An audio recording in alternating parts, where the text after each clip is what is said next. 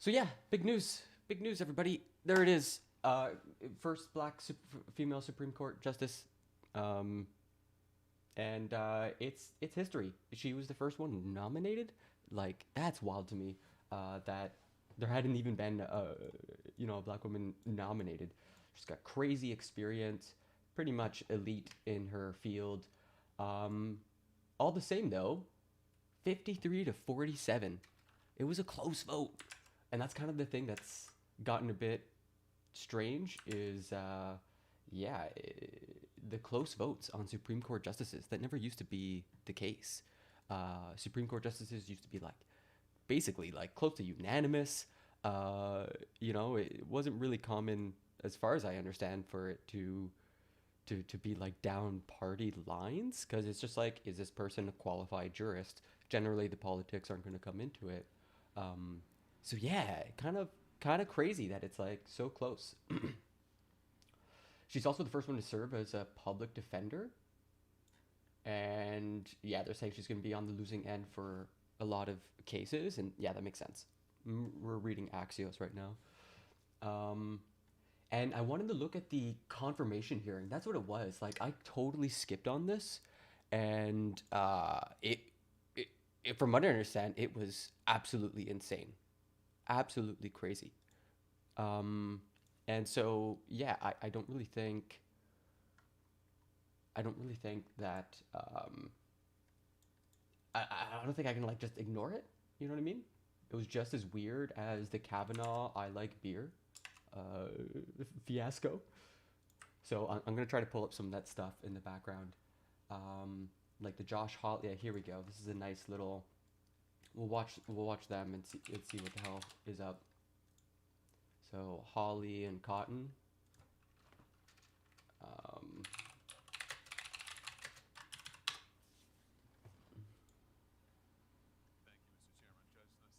Again.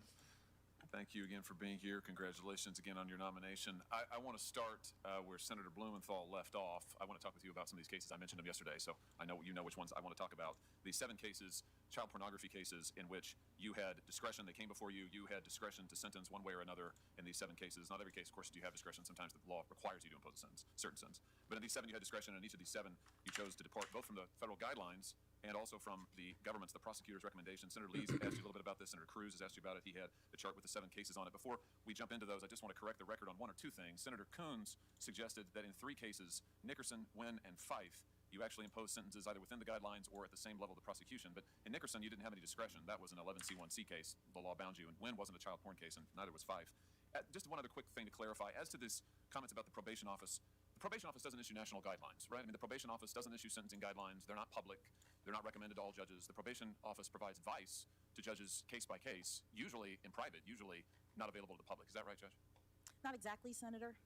The probation office in criminal cases is assigned by the court to work with respect to the evaluation of cases. In every case consistent with Congress's requirements, the probation office prepares a pre-sentence report in which they review all of the statutory factors concerning sentencing. Congress has a statute for sentencing. It requires judges to consider the nature and circumstances of the offense, the history and characteristics of the defendant, the need for the sentence imposed to promote various purposes of punishment.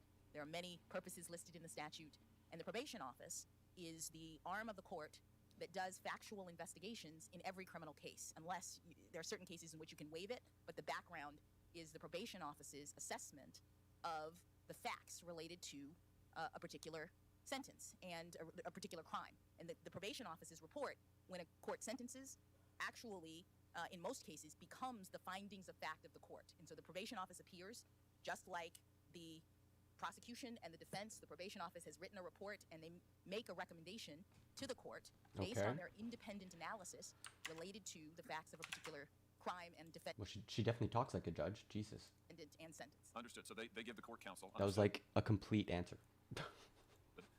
However, they don't issue guidelines. They're not uniform. It is by its very nature a case-by-case inquiry. As you said, the report goes to the judge. As I understand it, the pre-sentencing report, the probation reports are not public in all of the cases that we're talking about here. I'd love to see them if they are. But it's not as if there's one set of guidelines that are federal sentencing guidelines, and then there's the probation guidelines. The probation office is giving advice to the judge. It varies case by case. Senator, but it's not the same. Sorry, I thought you were done. That's all right. Let me ask you about a specific case. I mean, let's talk about. I listed these 7 cases in which you had discretion and you did not follow the prosecutor's recommendation or the sentencing guidelines. But let's just talk about one of them because we've talked about some. This guy's mad that she didn't follow the prosecution's recommendations. This is what this is going to be about. As a group, let's talk about United States versus Hawkins. I think that's one you probably remember from 2013. The defendant there was Yeah, don't you remember this court case from 2013? Only like 9 years ago. Wesley Hawkins. He was 18 years old at the time. He uploaded 5 video files of child pornography from his computer to YouTube. This is how the police got onto him. He then uploaded another 36 depictions of child porn and other lewd photos of children to his iCloud account. Yikes. When the police executed a search on his apartment on premises, they found 17 videos on his laptop and 16 images of child pornography. All of them very graphic, some of them involving very young children. The 17 videos in particular, this is from the government sentencing memorandum in this case, just so we understand the facts. Here are some of the videos that the government... Well, there is one way to read this, and it will all make sense. And I think we'll actually we'll directly face this phenomenon.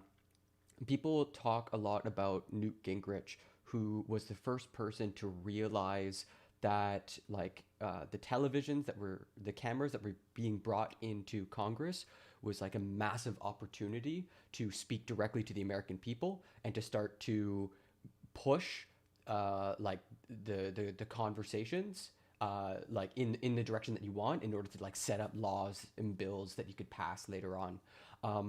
And this is the end of that arc. We are now in the fully realized space where Congress is like a TV set. There are productions that are being made, and I don't mean this someone's behind pulling the strings. I mean it like politicians are keenly aware of the signal boost that they can get from these types of hearings. So now it's a game about getting in your clip, saying this or saying that, seeing how it responded on the Twitter feed. So when you look at it in that way and you think, okay, Hawley is looking for his moment. He is looking for the gotcha, the fucking explosive, wow, she's defending pedophiles or whatever, or P words. I don't know if I can say that word, Jesus. That's what we're at, where people can't even cover Congress people because they're going to such crazy lengths. But we'll get there. He's going to start off by making it by pretending that it's this actual sane legal question, sane legal inquiry, and that's why it's all dressed up in this language. Charge that they recovered. There was a 24 minute Yeah, for sure. video depicting a 12-year-old male committing a sexual act. I'm not gonna read exactly what it was. Cool, There thanks. was a 1 minute and 57-second video depicting an 8-year-old committing a sexual act. There was an Jesus. 11 minute and 47-second video depicting Yikes. an 11-year-old committing Oh, a sexual no, act I and don't want to being hear it. raped by an adult. No! There was a 15-minute and 19-second video depicting Okay, buddy, we actually don't need to hear this. We get it. 17 videos is a lot. And some of the videos, including the ones that are described in the statement of the offense, and I've just related some of them, are very lengthy and include numerous images, numerous views, sometimes collages, sometimes multiple victims. You see the act in progress. Okay, get to the point, buddy. This is a tough case. This is one of those tough cases you were referencing earlier. You talked about this morning. So these cases are terrible. This is one of them. This is terrible stuff. Okay. He's not a good guy who's doing this Cool. stuff. Guidelines recommendation in the case was 97 to 121 months. So if I'm doing my math right, that's up to 10 years. And in this case, the guidelines recommendation was essentially written by Congress because in the PROTECT Act of 2003, Congress specified what they wanted the range to be in these kind of cases. And Congress also specified what they wanted the mandatory minimums to be. I know you remember the PROTECT Act because you've talked about it. You've given lectures on it. And it was enacted, as I said, in 2003. It was 84 to 0 was the vote here in the Senate. The reason the PROTECT Act was put into place is the Senate was concerned over lenient sentences by judges in child porn cases, which is what you described. You said about it, there was an increasing perception on Capitol Hill and within DOJ that liberal judges were to blame for the downward pressure on federal sentences and that legislation was necessary to rein them in. That's you. That's just her saying there's a perception, not that it exists. There's a difference there, Josh. Hawley, congressperson. 2011 describing this law. So Congress has set the guidelines here, 84 to 0 in the Senate. I noticed the chairman voted for it, as did a number of other members of this committee. So the Congress sets the range. Essentially, it's 97 months up to 10 years. Now, the prosecutor in this case, this is in D.C., of course. You're on the federal district court. Okay. Prosecutor in this case, it's a liberal administration, I think it's fair to say. This is in the state of Texas. See my colleague from Texas next to me here. Prosecutor in this case, nevertheless, still asked for 2 full years in prison. You gave the defendant 3 months. Guidelines called for 10 years. Prosecutor wanted at least 2. You gave him 3 months. We're going to find out, we're gonna find out it's like COVID or something, and then like he got like a relief or something. You know, like there's something to this story, but he's glossing over the details. He's oversimplifying so he can lambast her as soft on P words. Jesus. And when you did, you made a number of arguments and statements in the record. And I'd like to go through some of them because I've read them all. And the first argument you made was that the federal guidelines that punished child porn offenders, the ones that Congress wrote, were, and I'm quoting you now, are in many ways outdated. That's your quote. And you went on to say about why you thought they were outdated. I'm going to quote you again. You say, and I quote, "I don't feel that it's appropriate to increase the penalty on the basis of the number of images or prepubescent victims, meaning little kids, as the guidelines require, because these circumstances exist in many cases, if not most, and don't signal an especially heinous or egregious child pornography offense," end quote. I just want to ask you about that because I just have to tell you I'm having a hard time wrapping my head around it. We're talking about 8-year-olds and 9-year-olds and 11-year-olds and 12-year-olds.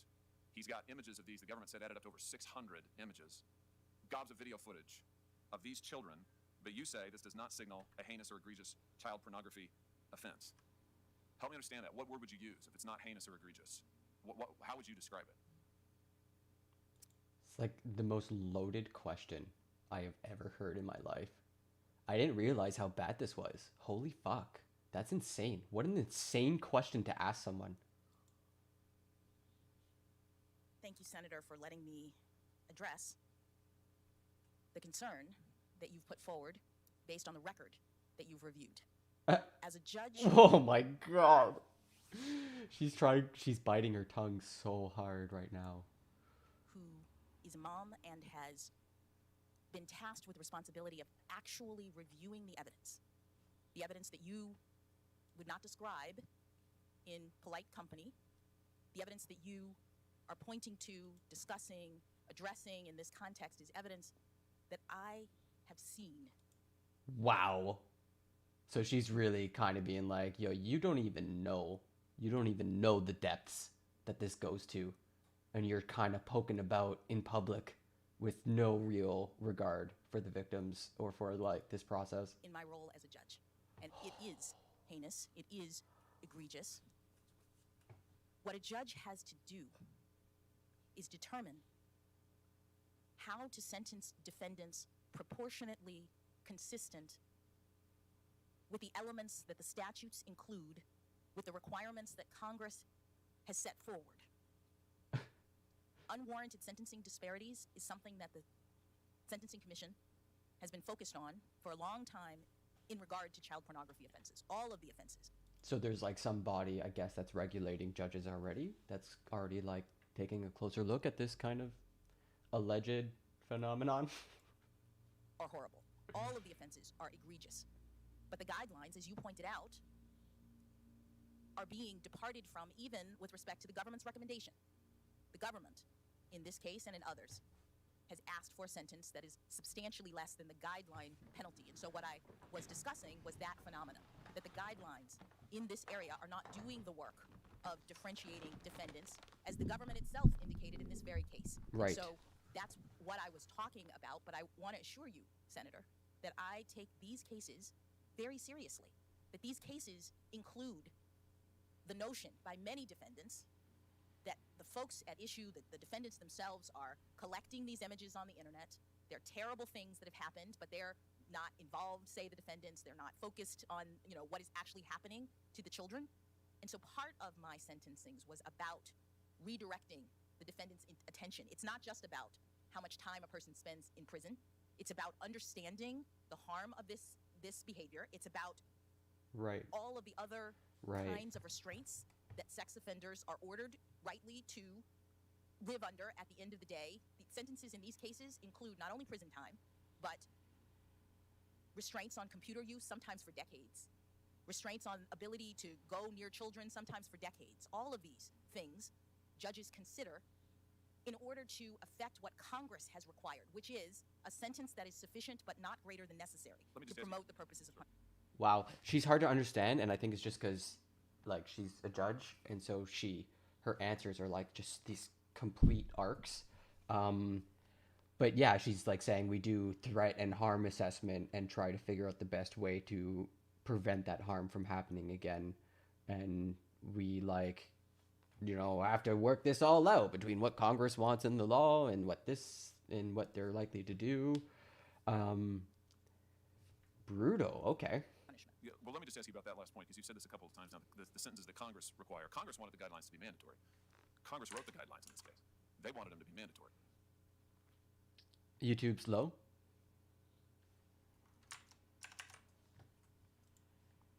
They gave the courts factors to consider to choose between the sentencing Thanks, range. Hissy. How are you doing, sir? Congress wanted you to choose between 97 and 121 months. That's what Congress wanted. Yeah. I mean, this is all like, it's like grandstanding, but without all the hoopla.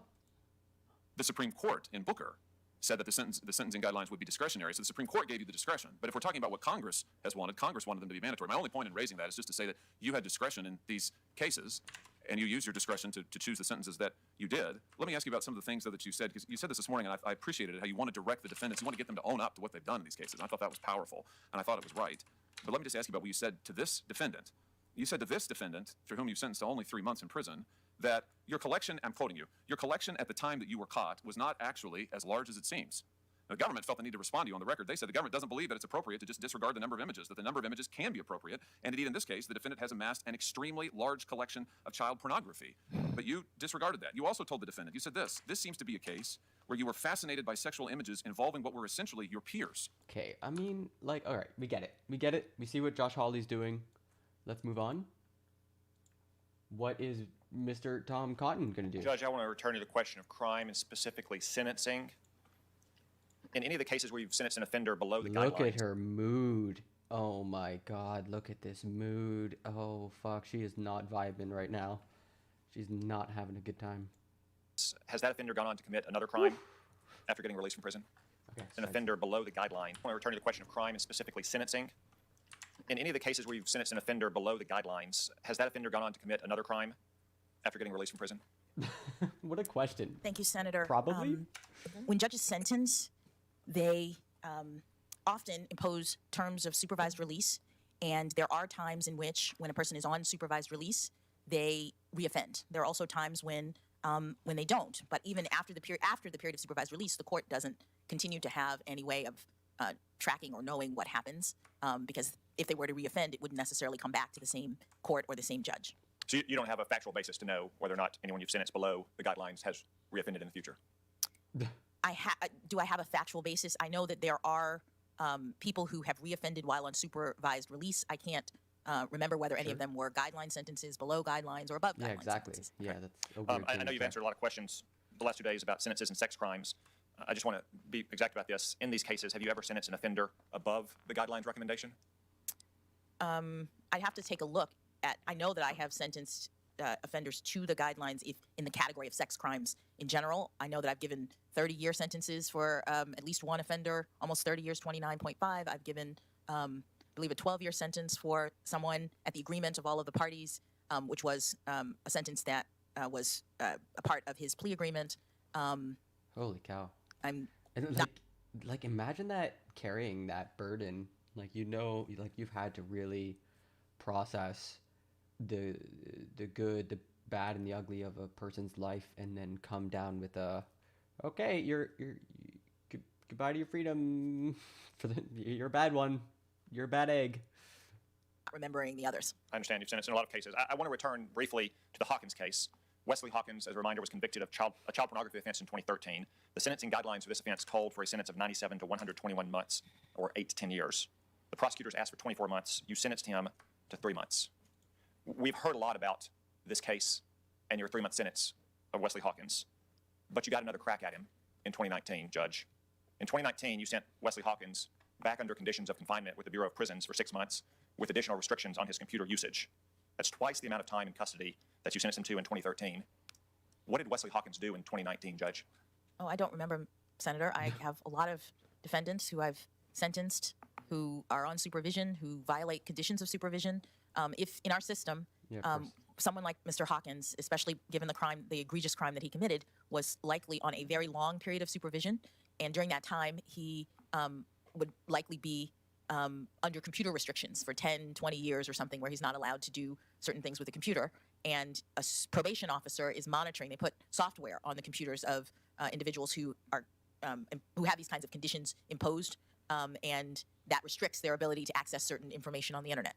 And so it's not uncommon for a probation officer to report violations of supervised release, not just in this area, but across all crimes. And then the court has to determine how to handle that. And you could, in fact, send someone back to jail for violating conditions of supervised release that are not themselves criminal behavior. It's just, the court says in their supervision order, I'm imposing a 20-year or whatever it is sentence of supervision, and during this time you're not allowed to access your computer, et cetera, et cetera. So if he were to do that, it wouldn't be additional criminal behavior, but it would be a violation of my order.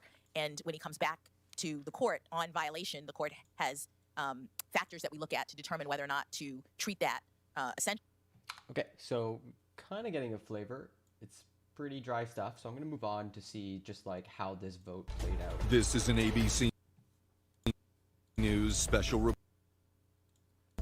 report. Now reporting, David Muir.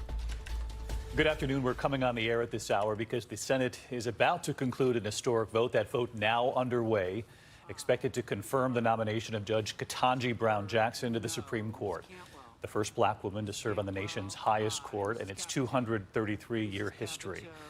This afternoon's vote to confirm will be bipartisan. All 50 Senate Democrats are expected to vote yes on Judge Jackson's nomination, as well as at least 3 Republicans, Senators Susan Collins, Lisa Murkowski, and Mitt Romney.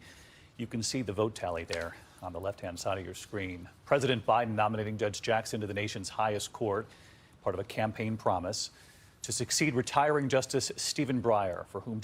And remember, Clarence Thomas's wife was implicated in the coup d'etat. That's also something that happened that we just put in the memory hole and stopped talking about. Judge Jackson clerked much earlier in her career. Breyer will step down this summer at the end of this term. In her opening statement during the Judiciary Committee hearings, Judge Jackson citing her faith, her family, the blessing of being born in this country at this time, she said, telling the senators that she has dedicated her career to, quote, ensuring that the words engraved on the front of the Supreme Court building, equal justice under the law, are not just an idea. That's such a subtle dig. Good morning, Loud Tyrant Youth. How you doing? We're checking in on Katanji Brown Jackson. Looked at some of the weird Republican inquiries, which were very normal. And yeah, we're gonna watch this vote pop off. Before today's vote by the full Senate, we reported for days here, Judge Jackson facing days of harsh questioning by Republican members of the Senate Judiciary Committee. In another first today, Vice President Kamala Harris is presiding over the vote. Of course, the first woman, the first black and South Asian American to be elected as vice president. Significant history playing out in the chamber today. You can see 16 yes votes now. Yo, everyone loves a horse race. This is going to be a fun tally to watch just because the numbers are going to be 16 no. So close. Again, as I mentioned, Judge Jackson expected. Oh yeah, how is it? How's the Star Wars game? I've been seeing the promo for that. To get Republican support, which in this time is significant in and of itself. I want to bring in Rachel Scott, who covers Capitol Hill for us. Rachel, you and I were talking before we came on the air here.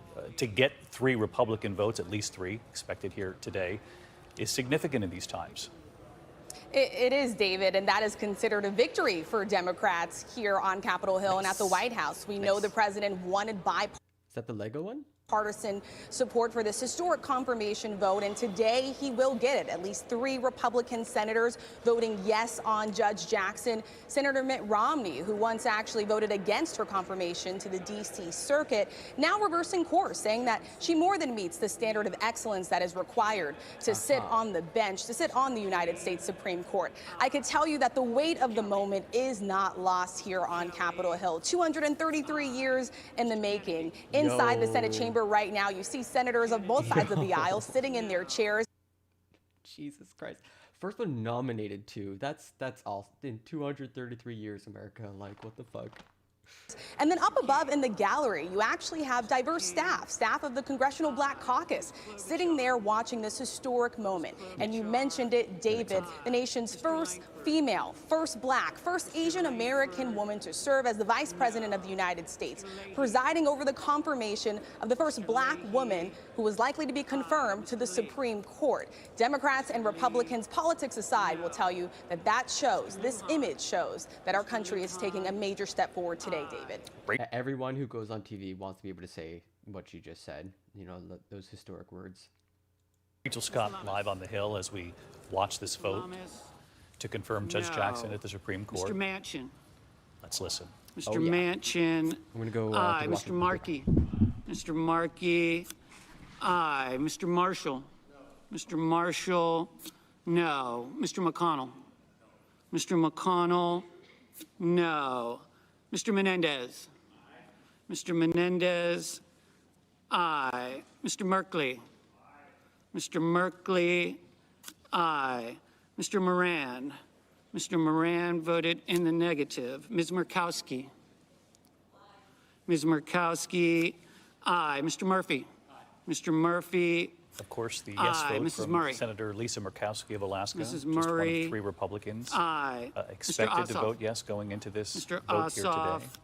Aye. You Mr. just heard her Padilla. voice. We're about to hear Mr. Senator Romney of Padilla. Utah, Aye. who also Mr. signaled Paul. that he would support the historic nature Mr. of this day, Peters. that he would vote to confirm Mr. Peters. Judge Jackson. Let's listen. Aye. Mr. Portman. Mr. Portman. No. Mr. Reed. Mr. Reed. Aye. Mr. Risch. Mr. Risch. No. Mr. Romney. Mr. Romney. Aye. Ms. Rosen. Ms. Rosen.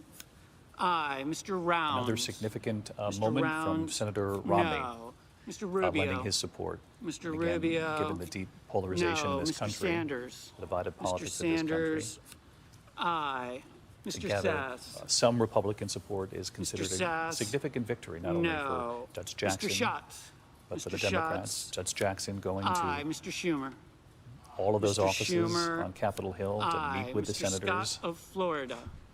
Mr. Scott face to of face, and then Florida. enduring No. Mr. Well, the emphasis on skin color is very important here, Micah. I know it's a bit cringe and it's a bit odd, but I mean, the reason there are black people in America is because they were enslaved. They were taken over. Like they were imported from Africa. They did not have a choice in the matter, and so there's a huge impact to having a black person ascend to the Supreme Court. That's not a man. Remember, women just got the vote not even 100 years ago. So a black woman also sort of like gets at that intersectionality of different layers of oppression. So it's massive. It's extremely important that this person has risen to the court, especially since Clarence Thomas is such a fucking bad replacement for Thurgood Marshall, one of the worst downgrades on the Supreme Court, especially now that we know his wife is a QAnoner involved in the attempted overthrow of the government. And you can see that level of tension play out in this news reporter who's just like, yeah, it's crazy to see these Republicans vote for her. Yeah, exactly, right? Like it wouldn't be controversial if, like, you know, if Black Lives mattered, right?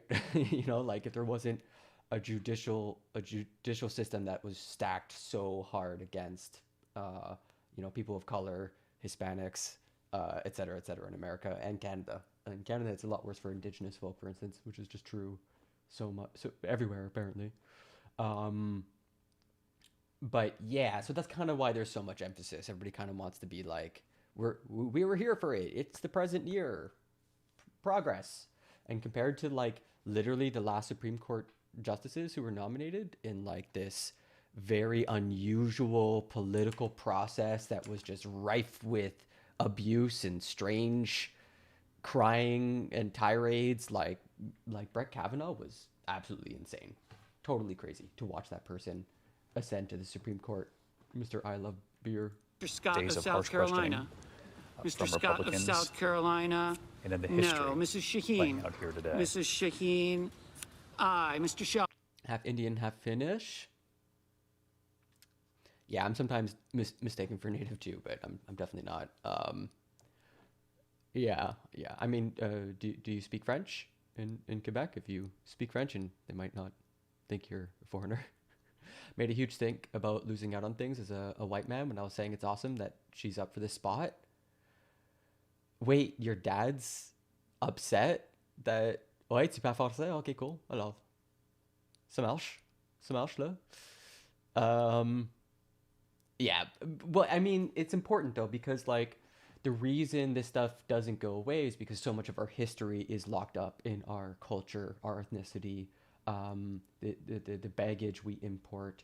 And I think like one of the privileges that white people have is that they can kind of like exit this conversation. You just be like, yeah, I don't need to talk about race. It's not that big a deal. But for most people, it's a real big fucking deal. Like it's inescapable. It's literally inescapable. So I think like trying to hope for a future where this isn't something that is like super important or like directly relevant is like an ideal of, let's say, cosmopolitanism, like where people are supporting each other's cultures, but we're pretty far away from there.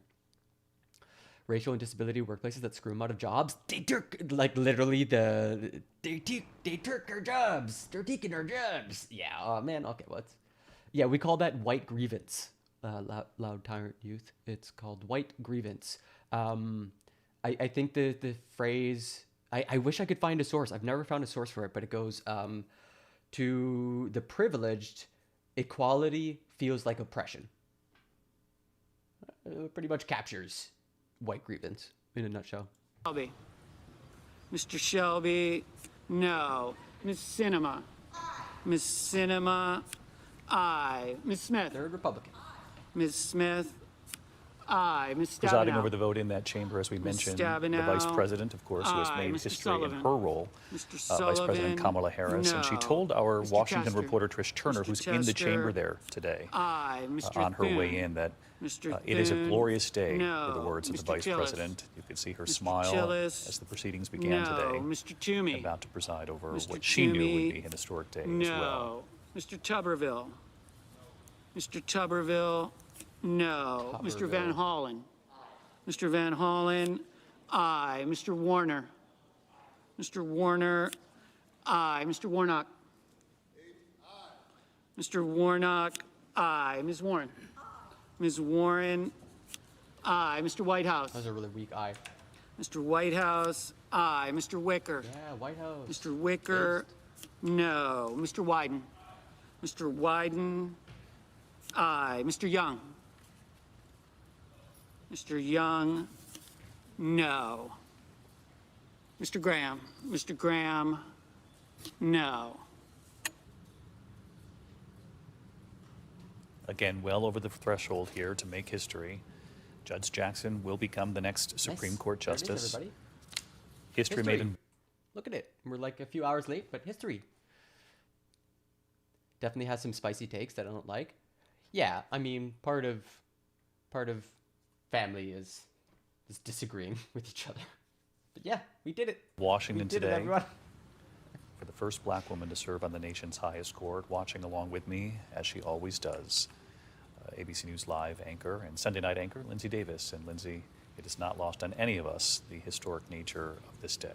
It certainly is not, David. The star debater from Miami Palmetto Senior High School, responsible for lots of shards of glass today as she smashes through now this ultimate ceiling Smashes through. in the legal world. And if we think about the history of this, right? the Glass ceiling. March 6, 1857 was the Dred Scott case that U.S. Supreme Court made the ruling at that time suggesting that black people were not American citizens. That three-fifths. Totally cool. That the Constitution did not include black people. Yeah. And now Yeah, here fuck you it. have her, Katanji Brown Jackson, joining their ranks. She's going to be sitting there as a woman in her black skin, in a black robe, on the highest court in the land. And what makes At the time when it's at its weakest in terms of reputation and authority. Well, I don't know authority, but definitely, at least in modern history, SCOTUS is not looking too hot. this all the more remarkable is that there's such a small pool. You have such a small fraction of black women on the state and federal level who participate as judges. And while she's not going to be changing the conservative majority here, just the major shakeup in the makeup of the court, as it's been discussed from Senator Schumer. If you talk about 115 Supreme Court justices in the history 112 of them have been white. Only 5 have been women. And so for so long, the court just has not reflected our population. And again, going back to Senator Schumer, when he talked about those 8th graders just lighting up, I mean, we have to just imagine the young girls of all colors, of all religions and races who are watching this moment and thinking, she did it, I can too. And while we've seen so many firsts, I mean, again, Vice President Kamala Harris once again presiding over this, and she said during her inauguration, while I may be the first, I won't be the last. And we have to imagine that this is just the beginning, that she's paving the way as a trailblazer for future legal minds and so many. Here. Now let's listen to Ben Shabibo talk about how Katanji Brown Jackson doesn't know what a woman is because reasons. Let's see what he has to say. Katanji Brown Jackson says she's a neutral arbiter of the law, but also refuses to define the word woman. And the media object to senators asking Jackson very, very, very basic questions. I'm Ben Shapiro. This is The Ben Shapiro Show. I don't know how long it'll last. We'll watch a bit of this just because it's funny. The Ben Shapiro Show is sponsored. I'm Canadian. I've never really known it any differently. Grew up in Sudbury. I've had people treat me like an alien. Black people have been living in USA since forever. Why still racism? Doesn't compute. Because people get off on feeling superior. I mean, I think if you really want to tap this vein, ask yourself, why do people still applaud like generals or political leaders of the Confederacy? The Confederacy was essentially an insurrection. It only lasted 4 years, and its key goal was to keep Black people enslaved. It was written into their constitution that white men were superior. It was an ethnos. It was an attempted ethno-state, and it was crushed. Why are people? Yeah, yes, loud tired youth. 4 motherfucking years, and that's how long their government existed before it was dissolved by force. And America kinda was in such tatters. It was brother against brother, that they made a lot of concessions to the South to sort of reconstruct. In this period, it's called Reconstruction. And so a lot of people nowadays say that Reconstruction failed because there's still a segment of the population that seems to insist on this idea that Black people are inferior, that they can't be Supreme Court justices, they can't be presidents or vice presidents, yada, yada, yada, yada. And so why is that still happening? Well, you start to dig into the history and you see that there's this long chain of very active political groups that reanimate and whitewash this history and repackage it so that people today don't look back at the Civil War in America as a fight over slavery, but as a fight over states' rights. Well, states' rights to do motherfucking what, right? So if you don't know that piece of history, then you can walk around your whole life repeating unironically that it's about heritage, not hate, brother. And yeah, you could do some really crazy shit that way. By ExpressVPN. Privacy is a right, not a privilege. That self. Pure Talk won't save over. Like an Ivy League school. There are a lot of college wireless. Get the same great coverage, but you can be saving hundreds of dollars a year. God. Pure Talk. He talks so fast. I actually have to put him on normal. I hate it. .com, promo code Shapiro. Well, it seems that there are a lot of qualifications to be a Supreme Court nominee. You have to have gone to, presumably, an Ivy League school or something like an Ivy League school. You probably have to have been on law review, maybe clerked for a Supreme Court justice. And also, you're supposed to be able to define basic words and also know basic logic. So if somebody in a Senate hearing were to ask you, what is 2 + 2? And you, the nominee, were to say, I am no mathematician. I can't answer that question. I am no mathematician. This should be immediately disqualifying. If somebody were to say to a Supreme Court nominee, the typical human being, how many fingers does the typical human being have? And the person said, I can't answer that. I am not a doctor. I can't tell you how many fingers a typical human being has. This would be automatically disqualifying because here should be the rule. If a 2-year-old can answer the question and you cannot, this means that you are either an idiot or you're being deliberately idiotic in order to pander to the political flavor of the month. And this No, Ben. Some things can't be oversimplified. Some things it doesn't make sense to oversimplify, especially when certain contexts demand otherwise. You know, like if you're in the Senate and someone's asking you a question, you're not going to give the 2-year-old answer. You're going to give the adult answer, the serious-minded answer, the one that's representative of reality and the complexity that we live in. And just as like a reference chart for the experience and qualifications that people presumably should have, yeah, look at Barrett. Look at Amy Coney Barrett and Kavanaugh and Gorsuch right now. Look at these motherfuckers. Barrett is especially heinous because all she has is clerk and a bit of a short stint as a Court of Appeals judge. She's like not, she has not spent a lot of time. Thomas is also pretty bad. Went to law school, Court of Appeals judge. Kagan, yeah, she has 3. Alito, like everyone else has 3, but 2 and 2? Yikes. And like Ivy League law school, clerk, Court of Appeals judge. Like this is the track right here. And she even skipped the Ivy League stuff. Didn't go to a public high school. So it's amazing that Shabiba was going to open this up talking about qualifications when Jackson is like very clearly the most qualified. Like Jesus, she's the only one who's been a public defender. Like what the fuck? This is what happened at the Supreme Court hearing for Katanji Brown Jackson, who is historic because she is the first black female nominee. We know that she's black because she's a black person. We know that she's female because, well, because she describes herself as a woman, you reject? Like, what are you talking about? as it turns out, we may not know that she's a female because she doesn't know that she's a female because, of course, she is not a biologist. I bring this up because there is this widespread meme that has gained purchase on the left that Supreme Court nominees have to answer 0 questions. And in fact, the goal of a Supreme Court nomination hearing is to never answer a question. Now, this is true politically. It is true that when you ask a Supreme Court nominee a question, ever since the Robert Bork hearings, the idea is that every nominee is going to evade and not answer questions and simply say, well, I can't say anything about that because that specific case has not come up before me. No, that's a trend that was started by Republican Supreme Court nominees in just recent history with fucking Gorsuch. Gorsuch was incredibly mealy-mouthed, and so was Kavanaugh. Kavanaugh was worse, and then Amy Coney Barrett was just like the worst of them all, just on that aspect of being mealy-mouthed and avoiding questions. Katanji Brown Jackson seemed to be giving very complete answers, the opposite. Like, look, this is the full answer you want. Where do you want to zoom in? It's a big question. Here's your big answer.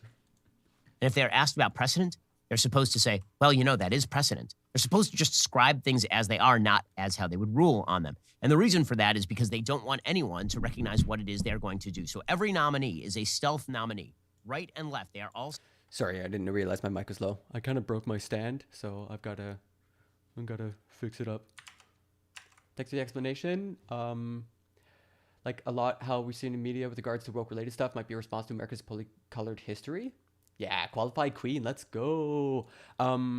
Yeah, like wokeism has become like a stand-in right now for rejecting essentially modern progressive thought. A lot of people are trying to, like a lot of people agree like, hey, equality is good, representation is good. And now we're like, but wait, the systems that we've all inherited from, you know, from before, all our institutions, our governments, our public services, they don't represent the values that we've all kind of concluded upon. And so now there's a big fight to sort of restore these institutions to something more representative, and people who have a lot of power within those systems, a lot of power and privilege within the institutions, are fighting back. They're just being like, no, fuck you. This is our power. We're not giving it up. Like, power never concedes anything without a demand. And so in Canada, when you have like a healthy political system, you can actually vote and argue and essentially freeze out the conservatives, which is what happened.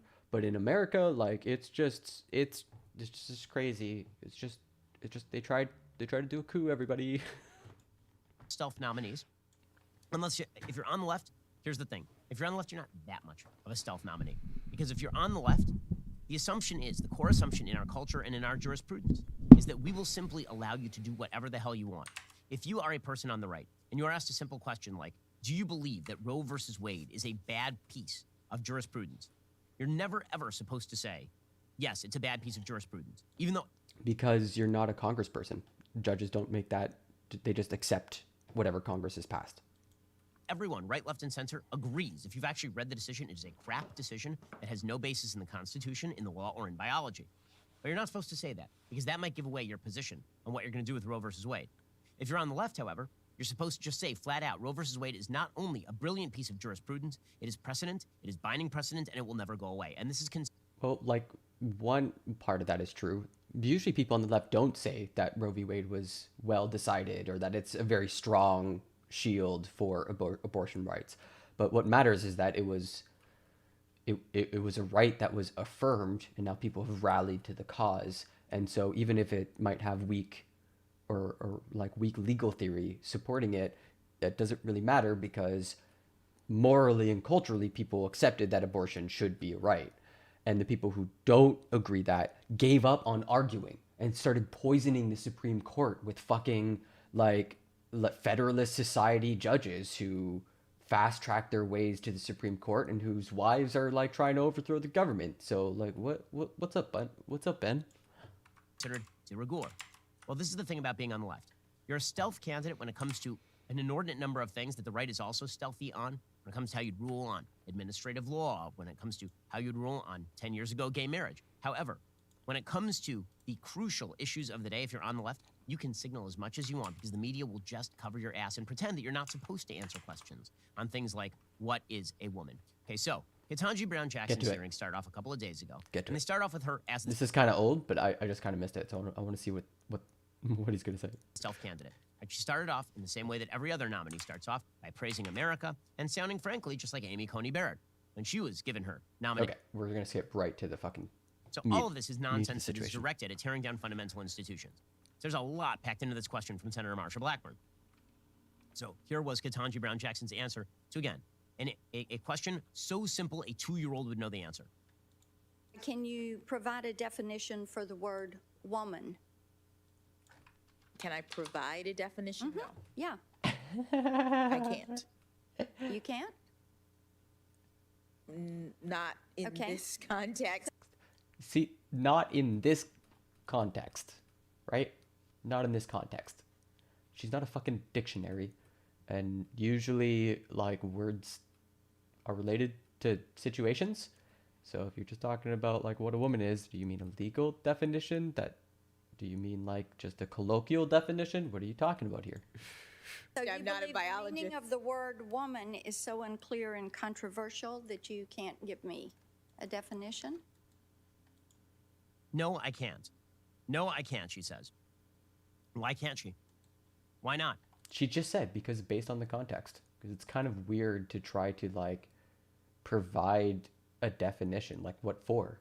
Who is this? What's this definition going to be used for? Like, you don't. It's gonna be a complex answer. Like she asked, okay, in the context of what statute? Because seriously, in what theoretically she could say, are we talking about when a girl turns into a woman for purposes of, say, statutory rape? Right, that's a difference between minors and majors. Is she talking about? Okay, that wasn't the question, Ben.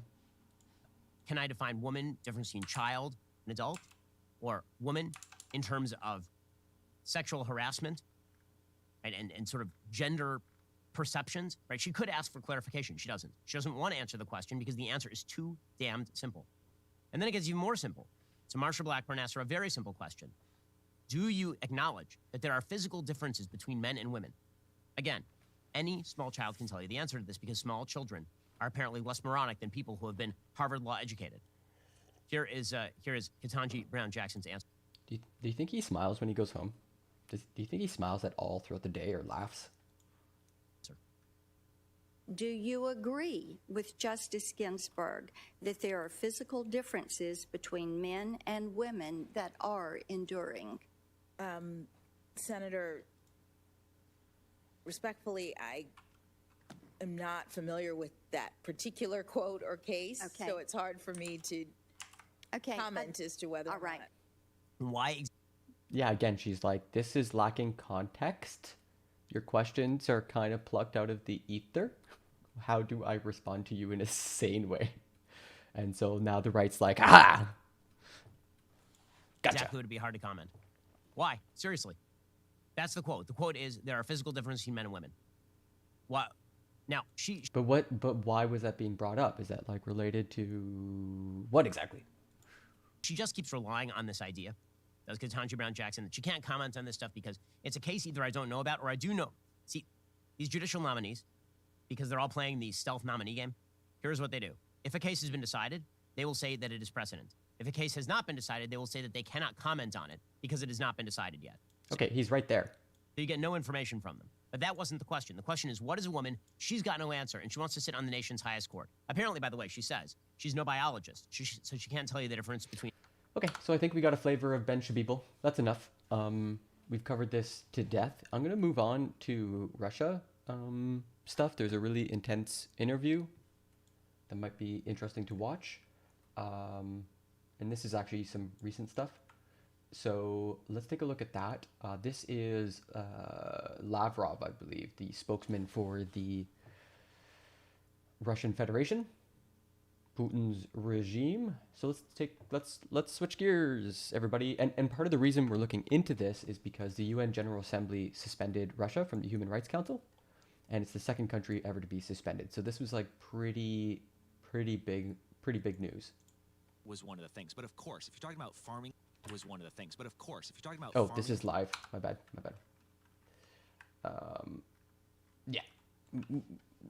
This is the upshot. So this just happened, and now we're going to see one of their representatives get lambasted. Good evening. It is an act of aggression condemned. Duh.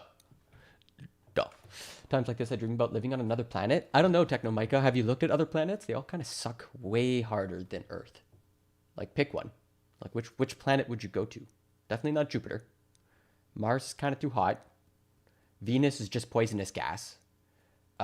Saturn, I don't think you could get to it, and it would probably crush you.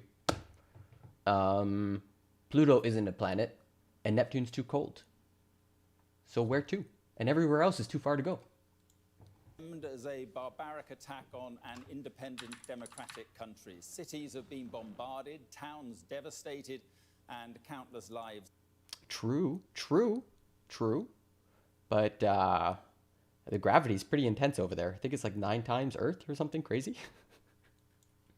How much do you weigh, Technomicah? Times that by 9, and then ask me how that might go. Have been lost, and now growing evidence of war crimes is emerging. Evidence dismissed by Russia as a sham. Tonight, in his first British broadcast interview since the war began, I speak to the man who does much of the talking for Vladimir Putin, his spokesman, Dmitry Peskov. He joins me live from his office in Moscow. And thank you very much. Yeah, you basically just lie down on the ground and stare up. That's how it goes in Jupiter. For being with us. First of all, do you accept that the first weeks of this invasion have not gone according to plan for President Putin?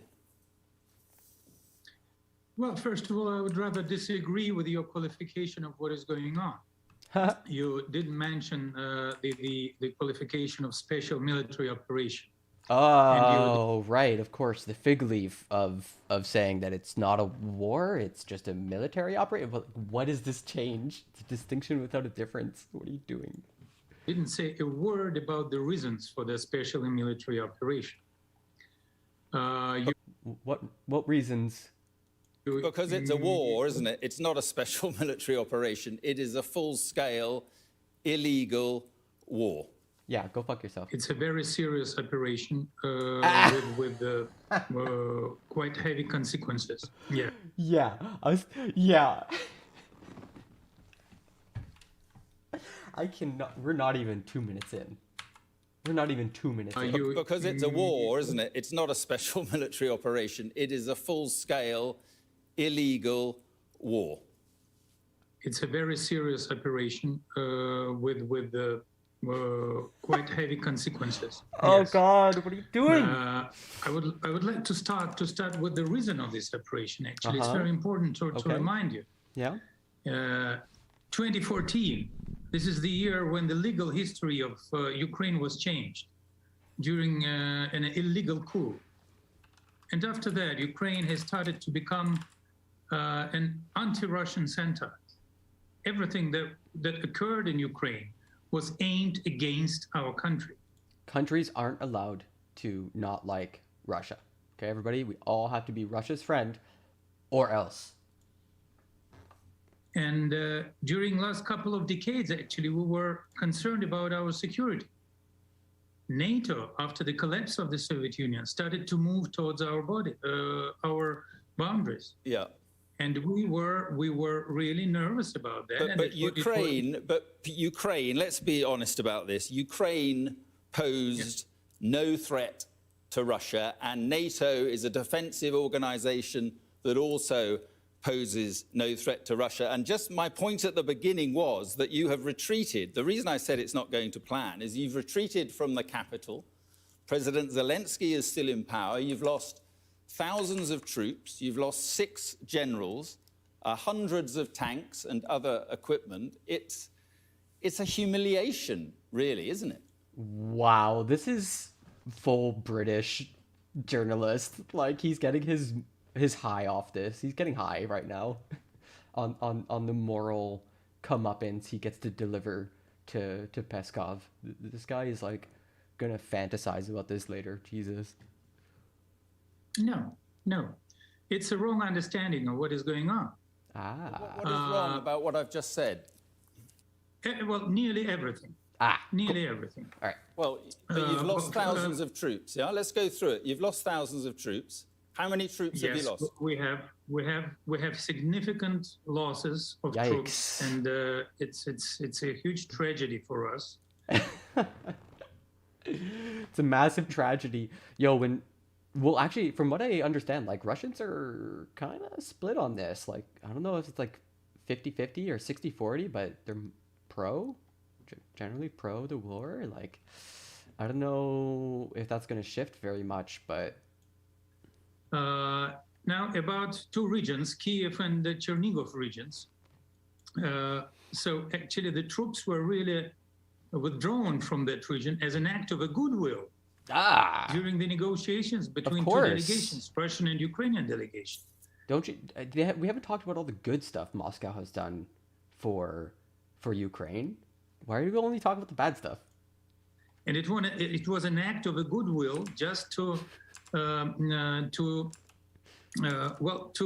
lift tension from those regions, and in order to show that Russia is really ready to create comfortable conditions for continuation of negotiations. But it's just not true, is it? Because you continued. If it was a measure of goodwill, why then did you continue to bombard Mariupol in the way that you have, to devastate that city? If you really wanted to facilitate peace talks, you would have had a ceasefire.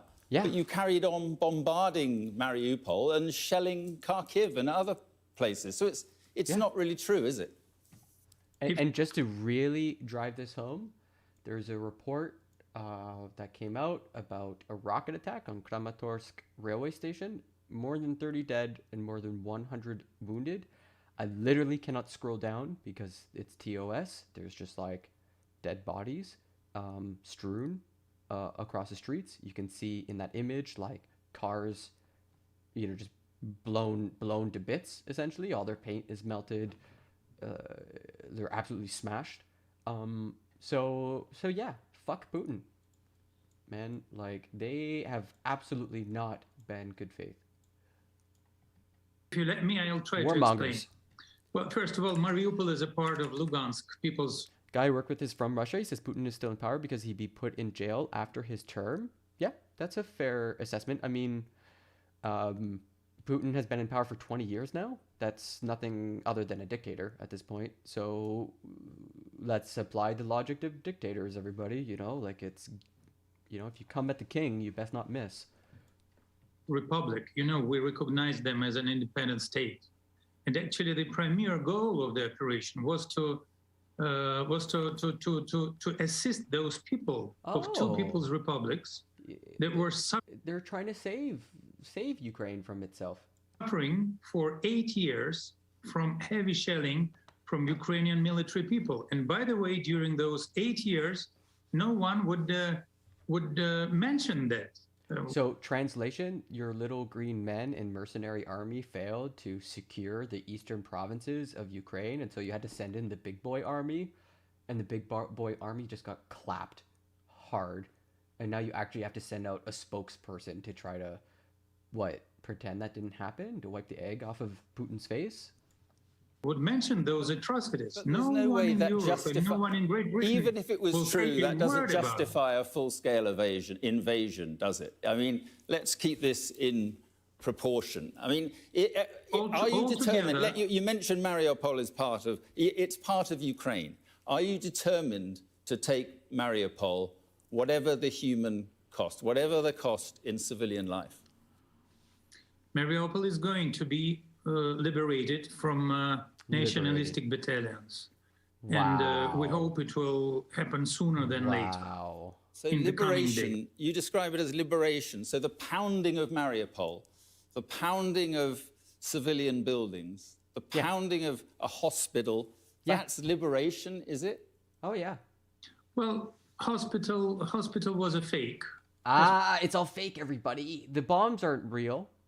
The hospital getting bombed isn't real. That's just disinformation, everybody. The war isn't real. Don't believe your lying eyes. Hospital was a fake, and we have very serious reasons to believe that it was a fake, and we insist on that. This is number one. Because you have to. Because it's so morally objectionable that you have nothing else but to bald-faced lie. One. Number two. Well, let me just say, you did say that one of the famous photograph, or infamous photograph, of a woman on a stretcher, which you said you said she was an actor. She turned out, a doctor told us later, to have died. Staged. She told us she died. So let's not talk about... She died. Oh my God. Oh my God. The person he called an actress in a stage thing died. Yeah. Okay, buddy. That. I mean, how many civilians, let me ask you this, how many civilians do you think have died in Ukraine so far? I don't want to operate any figures that are not confirmed or double confirmed. We have to be very careful. We have to be very careful in pronouncing any figures, because we're living in during a days of fakes and lies. Well, let me tell you this. That we meet every day. Let me tell you this. So your UN ambassador has said there are no credible reports of civilian casualties. And as regards Bucha, according to your Ministry of Defence on April the 3rd, and I quote, not a single local resident has suffered from any violent action while Russia was in control. I mean... Yeah, like, I think I came across images of Bucha, like the day of or right after on stream, and had to, like, quickly exit out because it was very clearly not safe for life. Yeah, like, we live in an era where everybody has, like, we have satellites and cell phones. You can't escape the visual evidence anymore. It's all around us. Do you really expect the world to believe that? We insist on that. We insist on that, and we insist that the whole situation, the situation is Bucha, is a well-staged insinuation, nothing else. Nice. So let me just show you. The war is not a war, and the people who died were actors. And those poor people, and we're seeing dead bodies there. Yeah. And those dead bodies there were not victim of Russian military personnel. No, you see, this is astonishing for you to talk like this. Let me just show you this satellite image from Bucha on the outskirts of Kiev. And this is an image taken on the 28th of February. We have geolocated it to Yablonska Street in Bucha before Russia had control of the area. It's a normal-looking street. Let's compare it to an image of the exact same location on the 19th of March, just a couple of days after Russia had taken control of the area. And now you see the shadow. It's pronounced Lvov. It's like a Lu. Lvov. I would have said Lviv. My friend moved back to Lvov and is now stuck there. Jesus. Yikes. Yeah, I know. I heard a story recently of someone who just got out of Russia. There's going to be a massive brain drain. There is a really important quote from Sartre that I think really applies to this interview.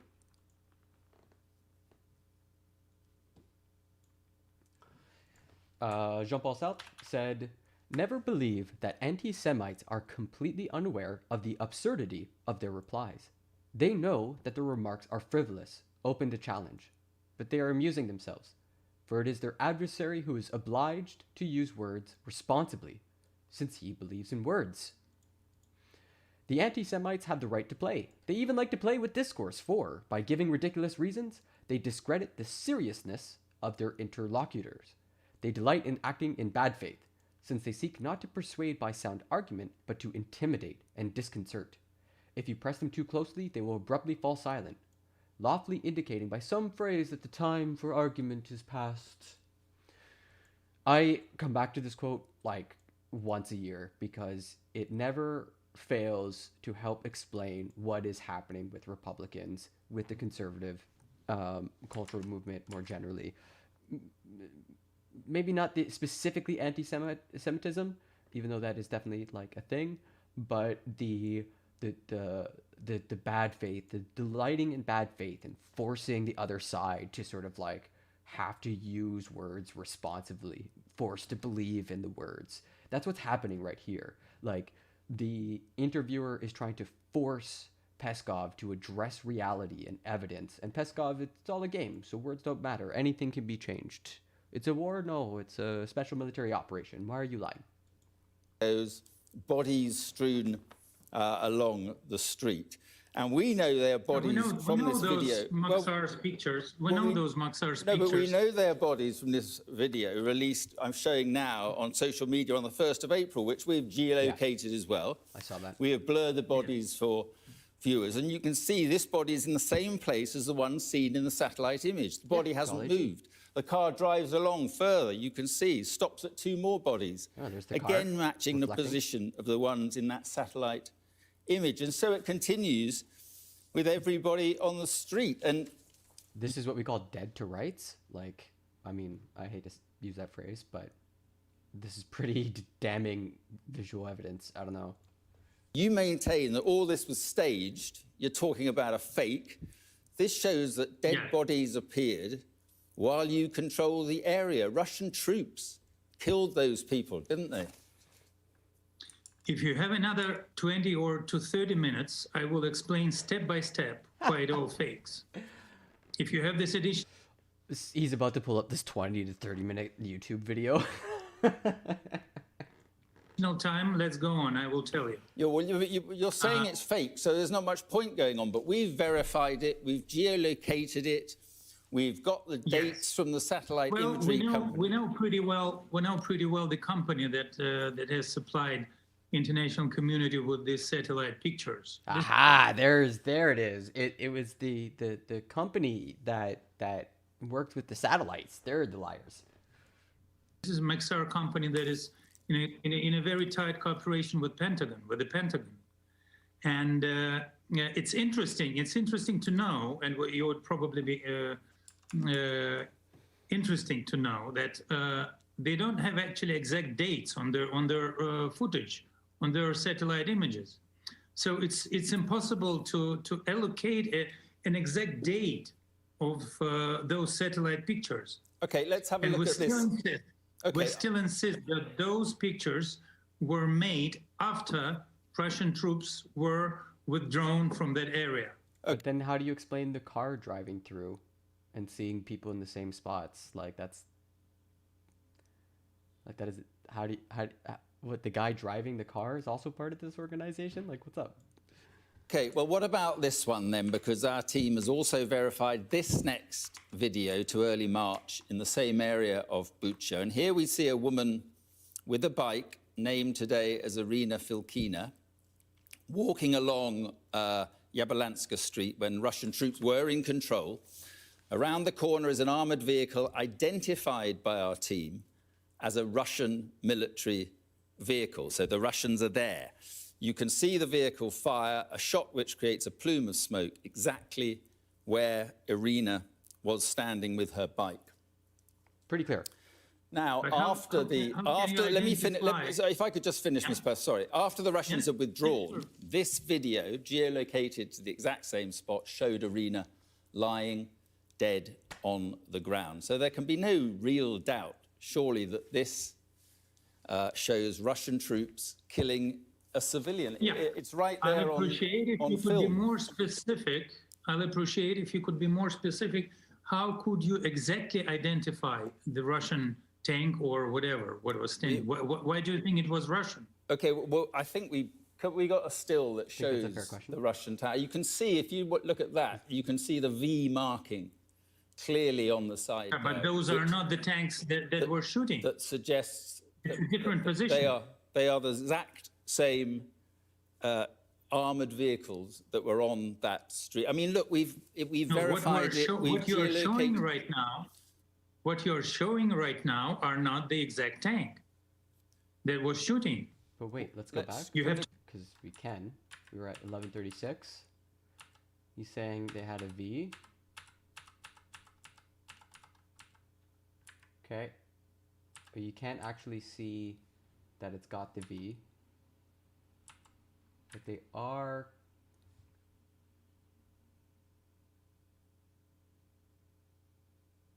Yeah, that guy doesn't have a V. But like, what's it gonna matter? Like, what? If this is all Russian controlled, and one of them has a V, it's kind of case closed, isn't it? Right?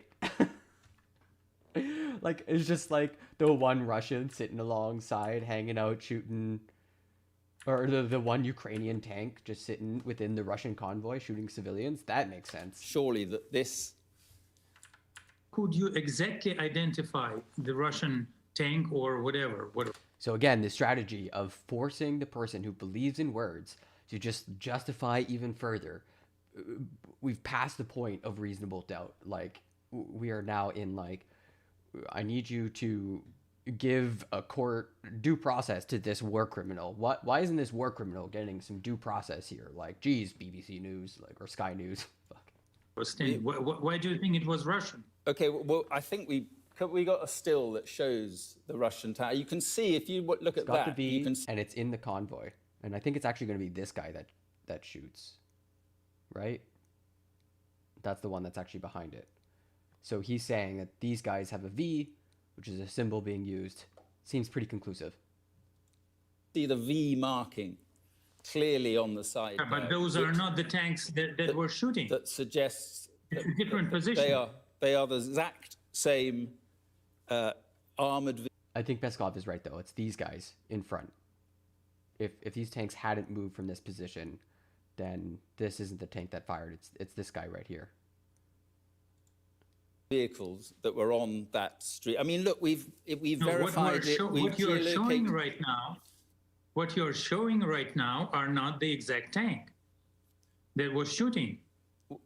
You have to be very careful. Oh, Peskov's got him. Now Peskov. Now watch Peskov gets to plow into him. Oh, geez, misinformation in time of war. You never know what you're looking at. Evidence isn't real.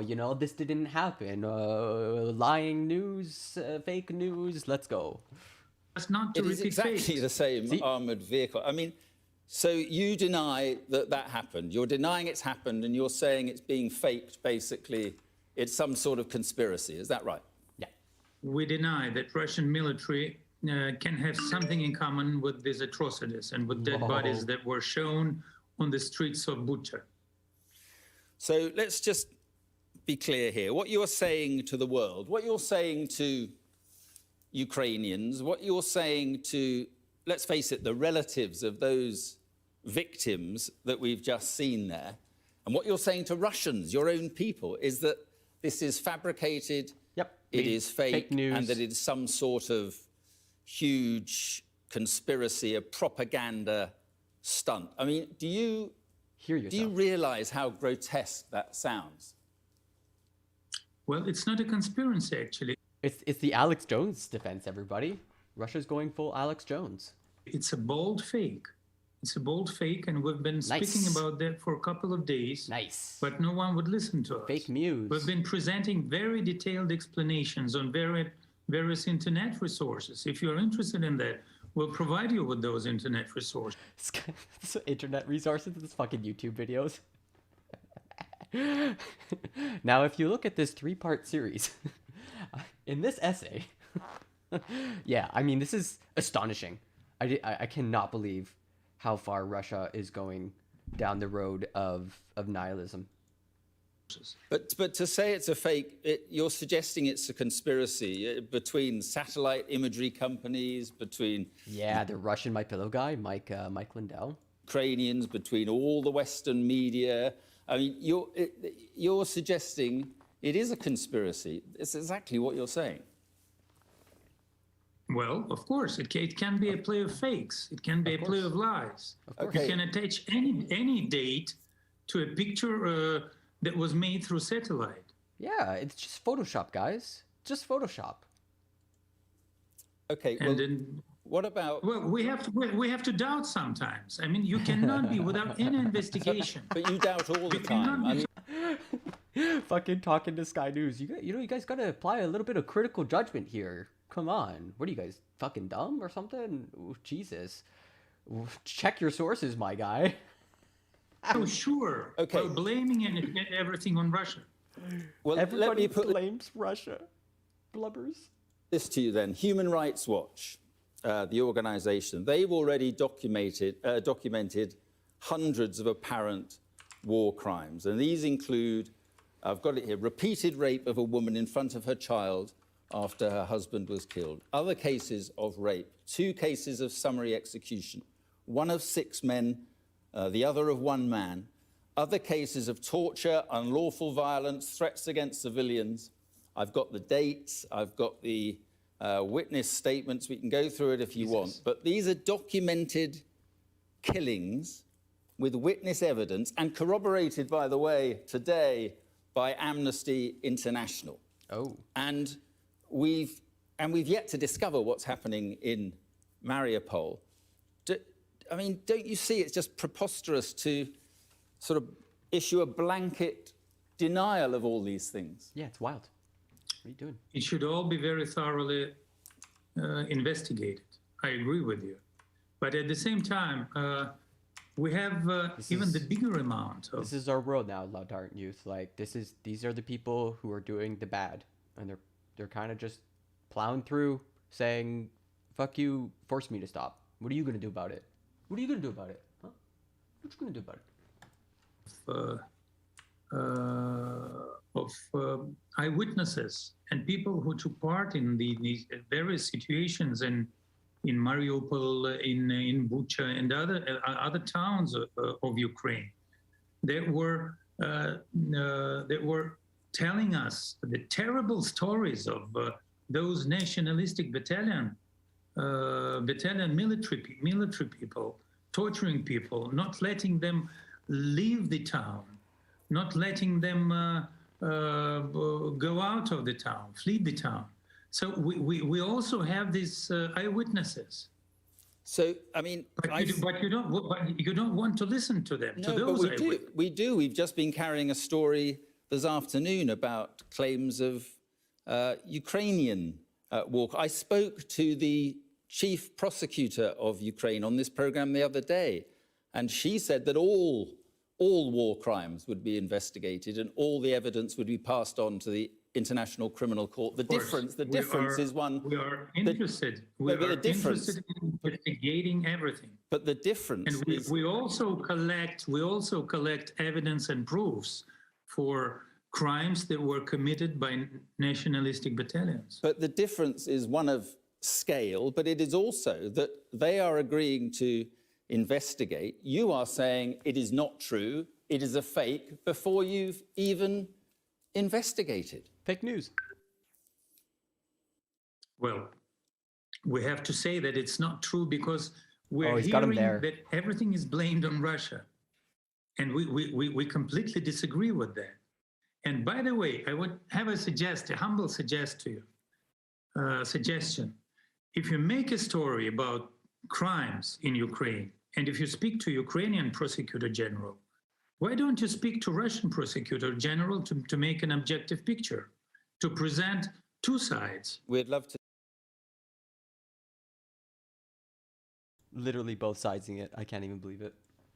Do that. We will do that. Let's just suppose then that you are, what you are saying is right and that your troops have not committed these crimes. Will you, presumably then, you will happily cooperate with the International Criminal Court? If you're not guilty of any of these things, presumably you will cooperate with the International Criminal Court. Even if you don't recognize that court. We do not support and we do not recognize International Criminal Court, and we're not the only country in the world who are doing that. So this is number one. And we are interested in really independent and then the objective investigation of all the crimes.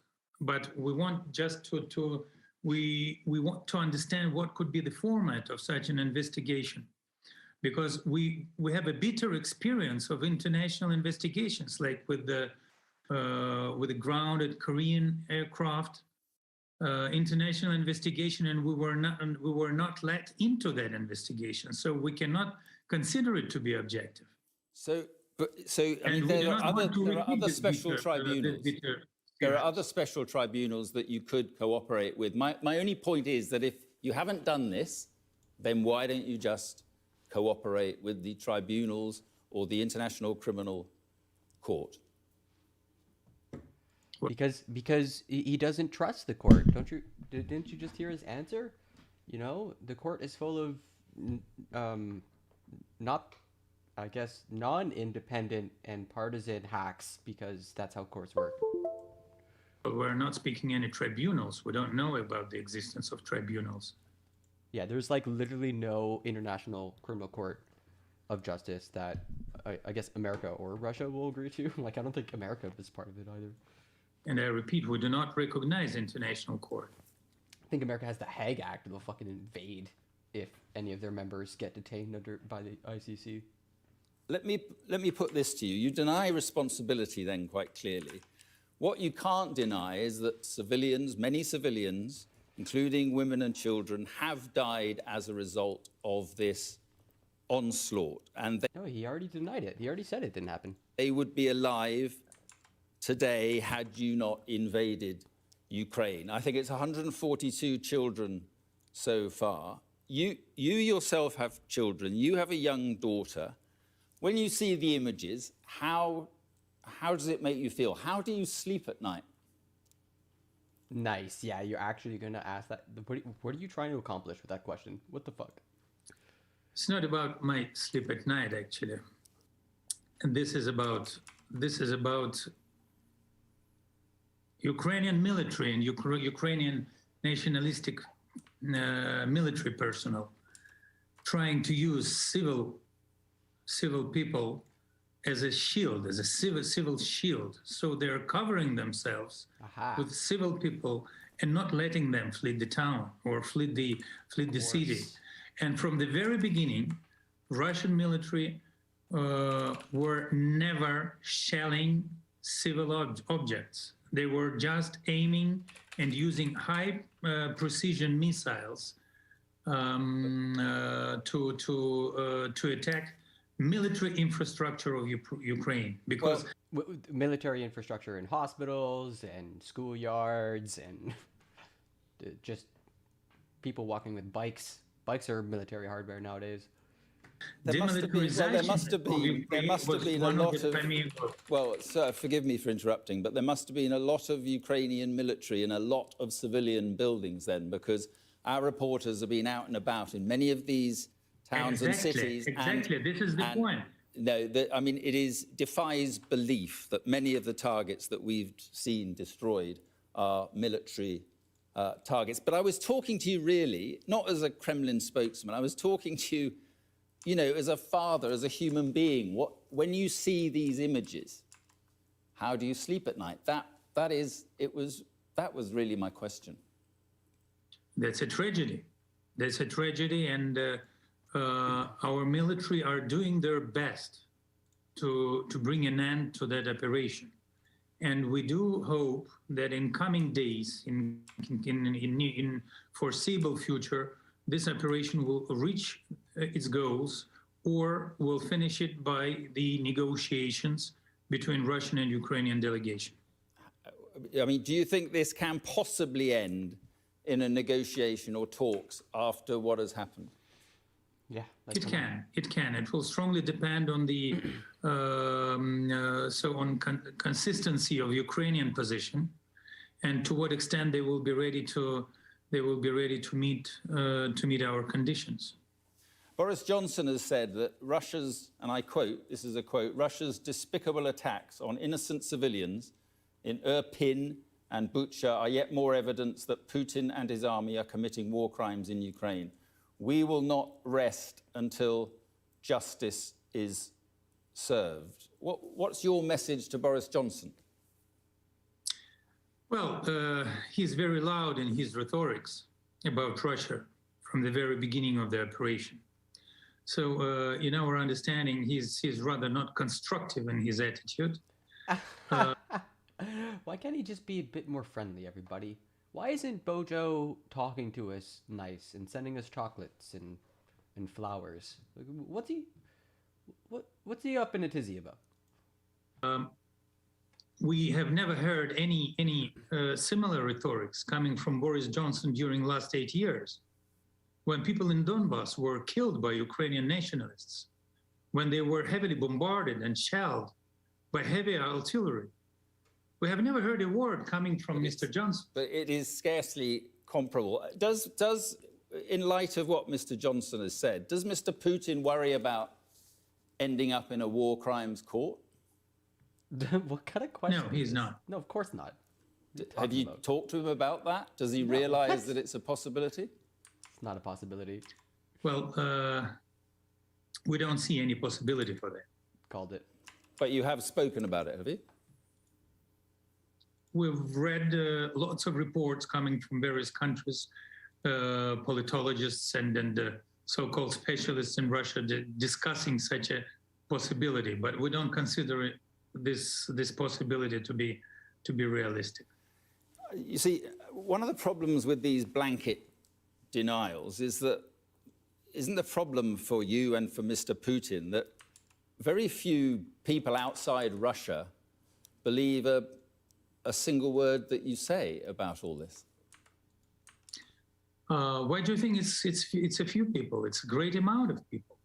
It's a great amount of people who understand concerns of Russia and who have been understanding those concerns during last couple of decades. And the world, you have to understand that the world is bigger than Europe and the United States and Great Britain. It's much bigger. Is it? But I mean, in the last hour, you've just been kicked off the UN Human Rights Council. So that is what much of the world thinks about Russia and about the alleged war crimes coming out now. Yeah, exactly. We're sorry about that, and we'll continue to defend our interests using every possible legal means. We'll continue to defend our interests and to explain ourselves.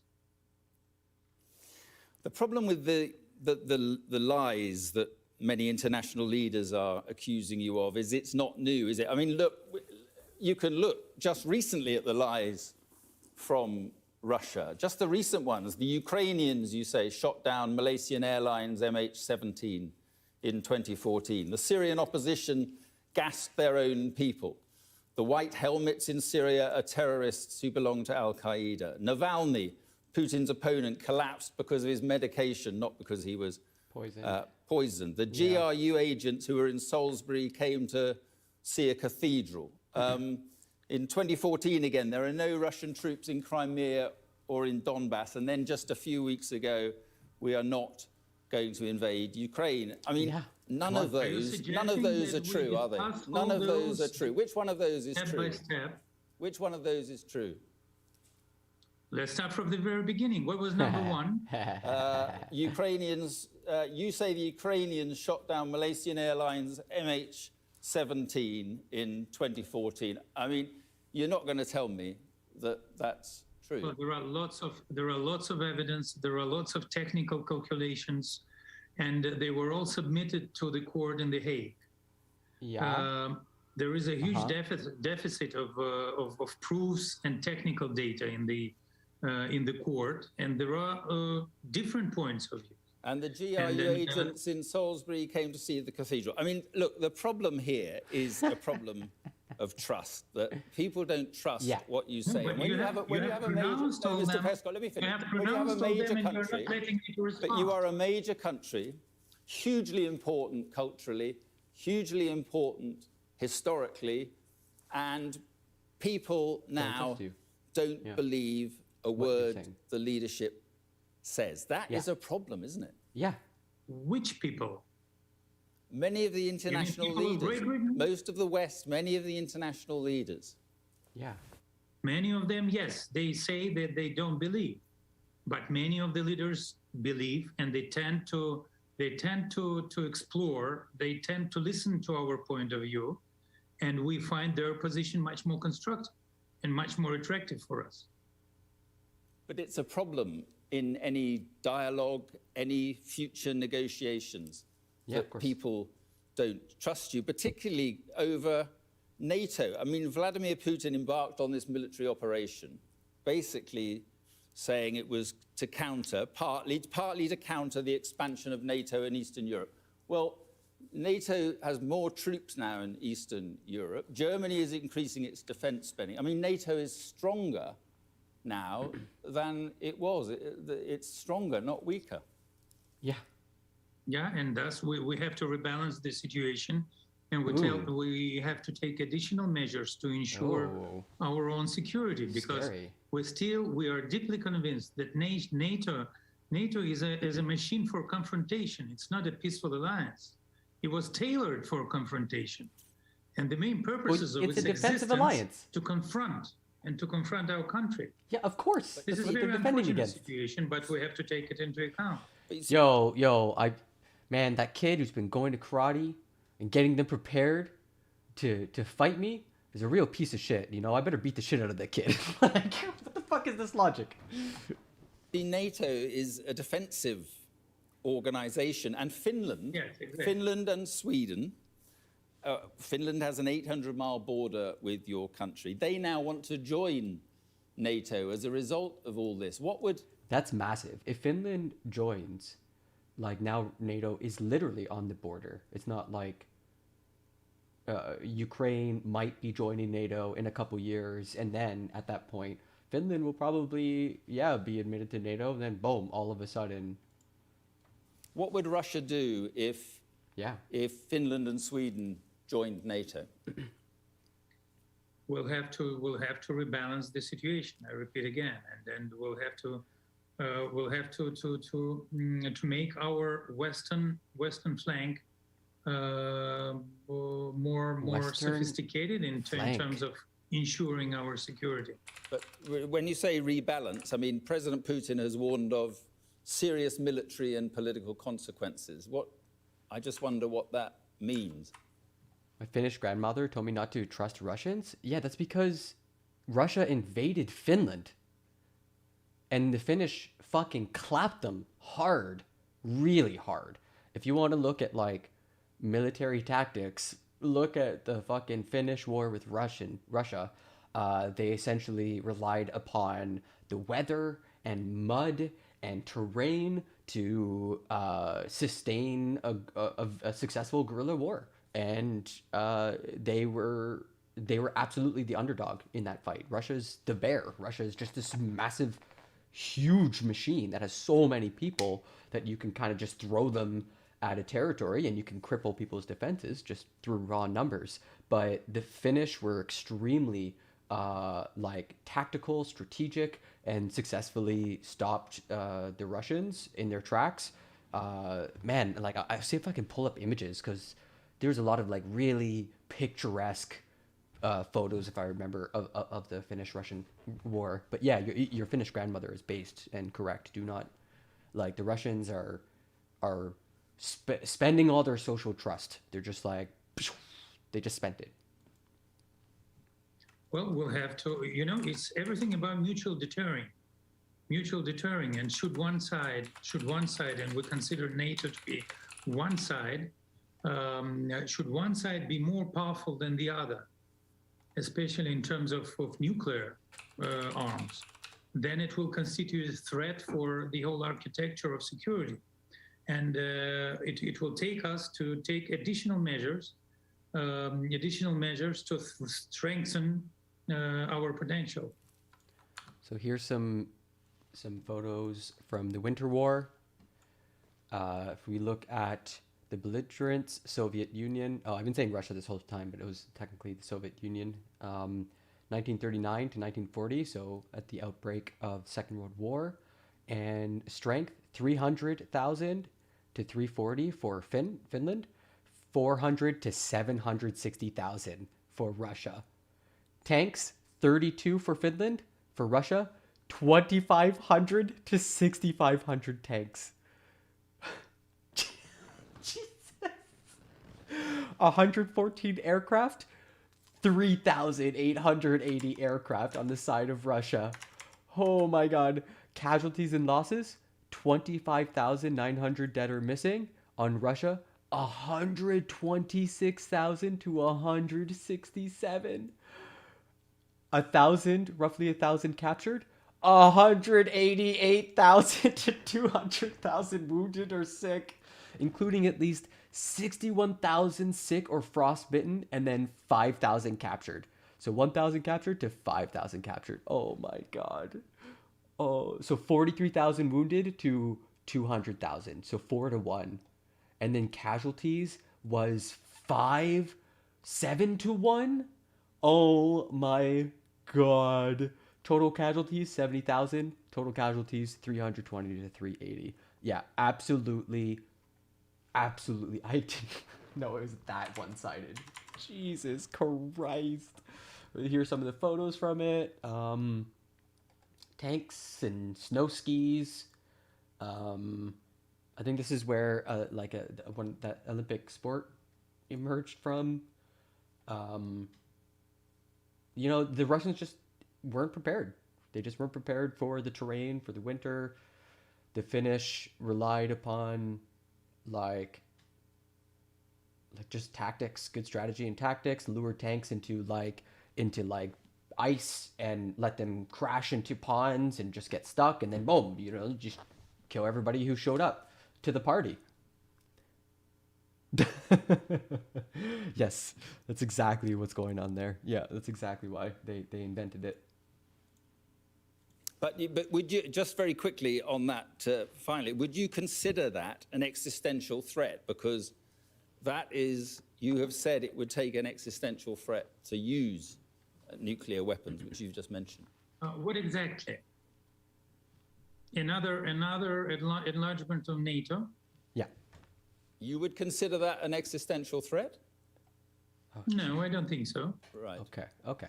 Would you consider pressure on your economy or, sanctions that you deemed were to wreck your economy, topple the regime? Would you consider that an existential threat? Well, no. We've been living under sanctions for a couple of decades, and we have got accustomed to that situation. And we've started to prepare ourselves for these sanctions a year ago, and so now, of course, we are in a very tight situation in terms of economy, but our economy is still on its feet, and we are quite well.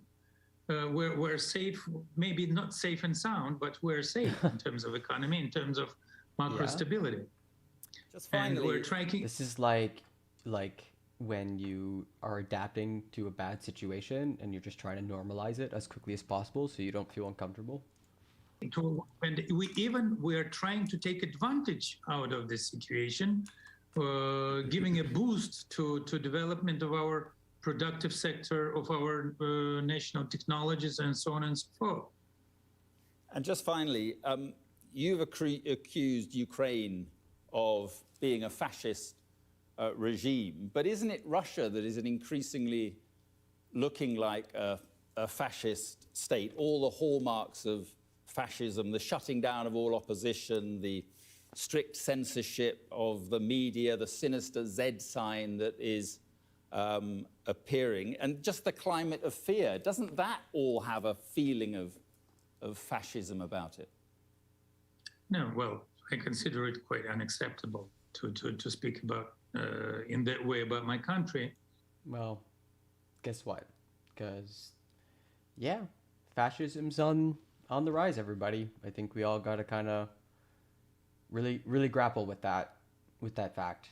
I think Robert Evans from Behind the Bastards said that all countries have fascism. It's like herpes, and it flares up, and you got to tamp that shit down. You cannot have herpes all over your body. Body politic. No. The answer is definitely no. I don't know if my grandfather was in the Winter War, but he was in the World War II campaign. And he was... I mean, if he was in the World War II campaign, that's interesting, because I guess Finland entered in like after the Winter War. I feel like they would have been depleted after the Winter War, because that was like full bore, every man, you know, like Finland really had to dig deep for that one, from what I understand. So I'd be surprised, but I guess, yeah, if you militarized, maybe you missed the Winter War, and it's still happening, you know, because Winter War was early on. There's another 5 years of campaigns. It's not, you know, crazy to hear that Finland went and tried to fight the war machine, the Wehrmacht. The answer is no. And Wehrmacht. Asking this question, I would suggest that you just recall last 8 years with Nazis demonstrations on the streets of Kiev, on the streets of Lvov, with people who were parts of Nazis regiments during the Second World War, carrying Nazi signs and Nazi flags. Oh, Nazi. And performing... Not Nazi, Nazi. Nazi. I don't know the English word for that. Nazi. But those Nazi demonstrations, it was a reality. It was a reality on the streets of Ukrainian cities. But the last election, the far-right parties barely won 2% of the vote. I mean, you've got to keep this in proportion. Look, my final question is this. What is to come? Because only Vladimir Putin knows that. Presumably more bombardments, presumably more death. Who knows, maybe more war crimes. My final question is this. You know, you've ripped away the future of two countries, immediate future for two countries, Russia, your own country, and Ukraine. And my final question is it all worth it? Honestly, is it all worth it? The whole story is about future. What it's future? About guaranteeing our future. Oh, Just boy. imagine a situation when a member of NATO, Ukraine, thinking about returning of Crimea, attacks Russia and attacks Russian Crimea, and using an Article number 5 of NATO Charter, NATO countries possessing nukes will have to defend Ukraine. Yeah. It should be a third world war. Wow, just imagine. And what is being done is to gonna save happen. us from any potential threat of such a war. But it was never going to happen, was it, like that? But listen, Mr. Peskov, appreciate your time. Thank you very much. Wow, that was a crazy fucking interview. Jesus. The next thing we have set up is we're going to listen to the Defense Secretary for United Kingdom about the Ukraine war. The south of NATO is as important as the north. Very often the media focus comes on Northern Atlantic. But you know, the south of NATO, whether that's Romania or the Black Sea or Bulgaria or East Central Europe, is just as important.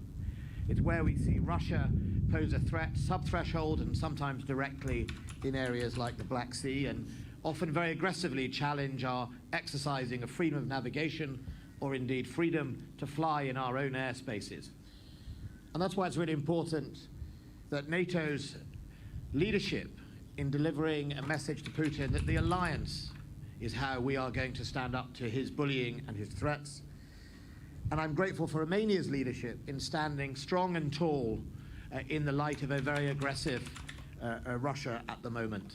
Certainly they are on the front line. They are one of the countries such as Poland and Romania who are on the front line from the potential overspill or indeed a more aggressive Russia. The fact that Romania has sent troops to Poland to help in Poland is a tremendous sign of partnership and teamwork. And it is that partnership and teamwork that sets us apart from Russia, because we ultimately share the same values of democracy and freedom, rule of law, and freedom of the press. Something that sometimes politicians of all colours and all countries deal with, but it is one of the most important aspects of our freedom and democracy, a free press. And if you doubt that, just go and ask the people of Russia, who won't know why their young soldiers are coming back in body bags. They will be told some fictitious story.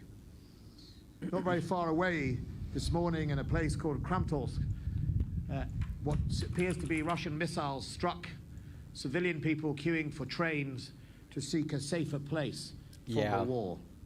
Like 4,000 The striking people? of civilian critical infrastructure is a war crime. These were precision missiles aimed at people trying to seek humanitarian shelter. It's not the first time. In fact, it's sadly a repeat of many occasions when the Russian state, President Putin and his generals, seek to take the war out on civilians, civilian areas, and civilian national infrastructure. And whatever happens in Ukraine, we must not let the international community forget that. What Putin is doing today is building his own cage around himself. That sanctions and his activities must not be freely lifted to allow him to go back to his super yachts and normality. What we are seeing is a criminal endeavor on a free and sovereign country, and Britain and Romania and other NATO allies will not stand by and let that happen. I'm delighted to be here today as the Italian Typhoon Squadron hands over to the Royal Air Force United Kingdom wing. We will increase from 4 to 6 the aircraft based here to do policing. The fact I'm standing next to British and I think Italian and certainly Romanian allies shows that strength in the air. Italy, the United States, Romania and the United Kingdom are playing a strong part in protecting that domain. Okay, so it sounds like they're rallying their troops to sort of like coordinate internationally. Okay, well, that was the stream, everybody. I'm gonna carry on with my life. I'm gonna go take care of business, and hope you all had a lovely stay, enjoyed your time. Check me out tomorrow. I'll be here live, maybe a bit later, and yeah, should be good. Maybe play some Elden Ring. Could be fun. And yeah, I'll see you all later. You have a good one. Nice hanging out with you. And hopefully things aren't so heavy and grim tomorrow and the news is a bit more light and we can have some fun. Woo! Bye, Technomicah.